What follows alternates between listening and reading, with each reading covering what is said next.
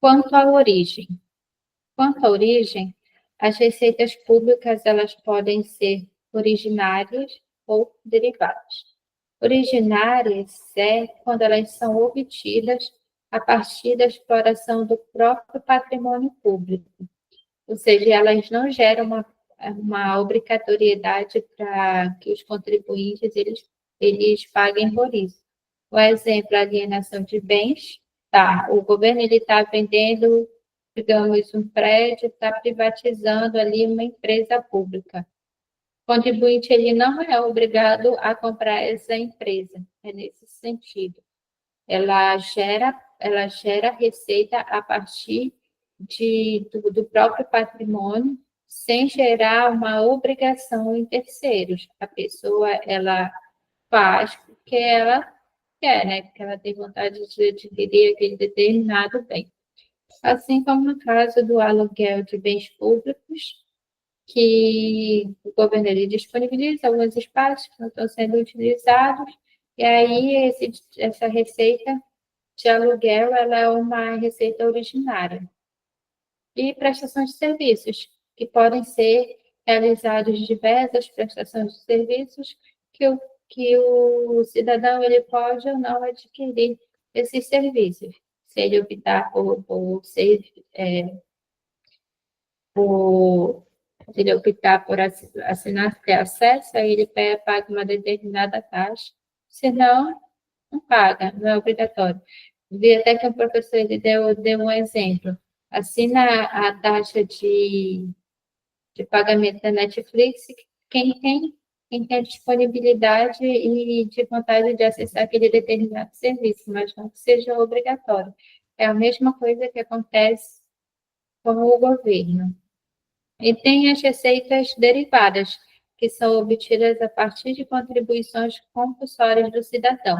Aqui entram os pagamentos obrigatórios, entram como os tributos e multas.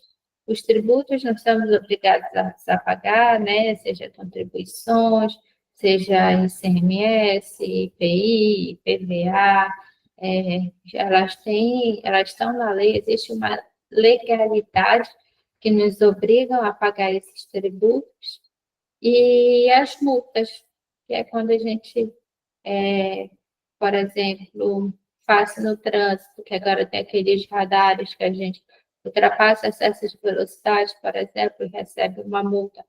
Isso se enquadra como receitas derivadas, porque já vem da exploração da receita de um terceiro. E esse terceiro, ele não tem a opção de escolher se ele vai pagar ou não. É obrigado por lei. Classificação das receitas quanto à categoria econômica. Essa é muito parecida quando a gente analisa as despesas públicas, porque as categorias econômicas elas estão ligadas a custeio e capital, né?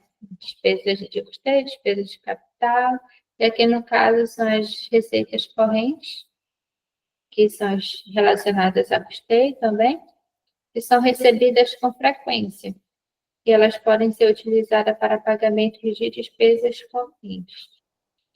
Assim como nas despesas que a gente já está mais habitualmente para analisar, a gente só pode, para ter uma despesa, pagar com orçamento de custeio, pagar com orçamento de custeio uma despesa de custeio, só pode pagar uma despesa de capital com orçamento de capital. Essa mesma lógica ela acontece aqui com as receitas correntes, que com elas a gente só pode pagar as despesas do dia a dia, tipo contratos, que entra a questão dos contratos,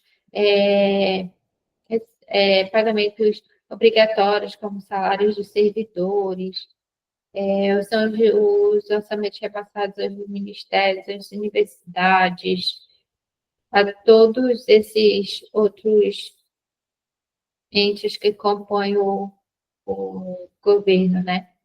E as receitas de capital, elas são mais esporádicas. elas não devem ser usadas para custear despesas correntes.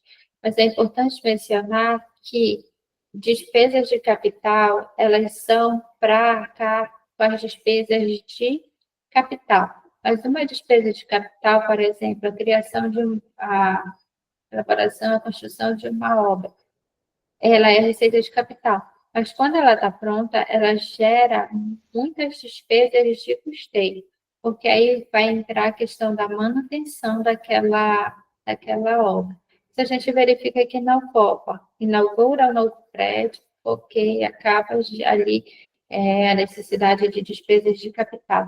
Mas, por consequência, aumenta as despesas de custeio, porque eu vou precisar mais postos para os contratos de limpeza, vai precisar de algumas vezes de manutenção predial, segurança, entre outros. Então, acaba que essas despesas de capital, que são oriundas de uma receita de capital, ela gera mais despesas de custeio, que, por conseguinte, necessita que a gente arrecade, que a gente não, que o governo arrecade mais receitas correntes. E aí, como o governo vai fazer isso? Ele aumenta a questão da tributação, entre outras medidas. Então, aqui, para ficar um pouquinho mais claro, eu coloquei esse quadro onde a gente aborda o que são as receitas correntes, aqui por categoria, né? Elas vão ser os impostos, taxas e contribuições de melhoria na sua origem, ou seja, elas são despesas originárias, né? Impostos, taxas, contribuições de melhoria. Tem também as contribuições que podem ser sociais, econômicas, para entidades privadas de serviço social e de formação profissional. Tem as receitas patrimoniais, que são a exploração do patrimônio imobiliário do Estado, valores mobiliários, delegação de serviços públicos mediante concessão, permissão, autorização ou licença, exploração de recursos naturais, exploração do patrimônio intangível, cessão de direitos, demais receitas patrimoniais. Tem também as receitas agropecuárias, as receitas industriais e as prestações de serviço.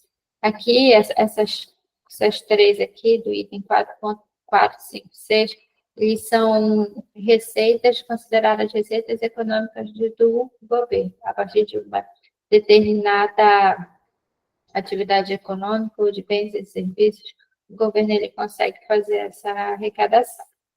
Tem também as transferências correntes, são os casos de convênios, repasses do Estado para o governo federal, do Estado para o município, e outras receitas correntes, que são as multas administrativas, contratuais e jurídicas, indenizações, restituições e ressarcimento, bens, direitos e valores incorporados ao patrimônio público e as demais receitas correntes. Aqui se encaixa as receitas que, como no Manual Técnico do Orçamento, não tem uma metodologia específica para fazer essa estimativa, depende muito do cenário, né? Depende das especificidades daquela receita. E aqui tem a classificação quanto à categoria econômica de capital.